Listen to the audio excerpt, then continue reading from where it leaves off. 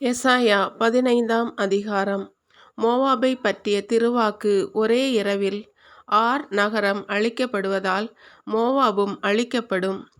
ஒரே இரவில் கீர் நகரம் அழிக்கப்படுவதால் மோவாபும் அழிக்கப்படும். தீபோன் குடும்பத்தார் அழுது புலம்ப உயர்ந்த இடங்களுக்கு ஏறிச் செல்கின்றனர். நெபோ மெத்பா நகரங்களை குறித்து மோவாபு அலறி அழிகின்றது. அவர்கள் அனைவரின் தலைகளும் அழிக்கப்பட்டாயிற்று. தாடிகள் அனைத்தும் சிரைக்கப்பட்டதாயிற்று. அதன் தெருக்களில் நடமாடுவோர் சணல் ஆடை உடுத்தி இருக்கின்றனர். வீட்டு மாடிகளிலும் பொது இடங்களிலும் உள்ள யாவரும் ஓலமிட்டு அழுகின்றனர்.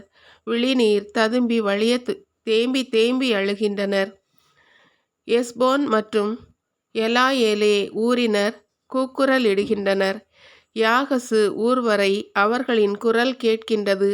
படைக்கலம் தாங்கிய மோவாபிய வீரர்கள் கதறுகின்றார்கள். ஒவ்வொருவனும் மனக்கலக்கம் அடைகிறான். மோவாபுக்காக என் நெஞ்சம் குமுறுகின்றது. அதன் அகதிக்குள் சோவாருக்கும் எக்லத் செவிலிசியாவுக்கும் ஓடுகின்றனர். ஏனெனில் அவர்கள் லூஹித்துக்கு ஏறிப்போகும் வழியில் அழுது கொண்டு செல்கின்றனர்.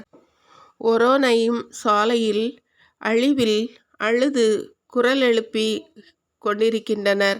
நிம்ரியின் நீர்நிலைகள் தூர்ந்து போயின. புல் உலர்ந்தது, பூண்டுகள் கருகின, பசுமை என்பதே இல்லாமற் போயிற்று.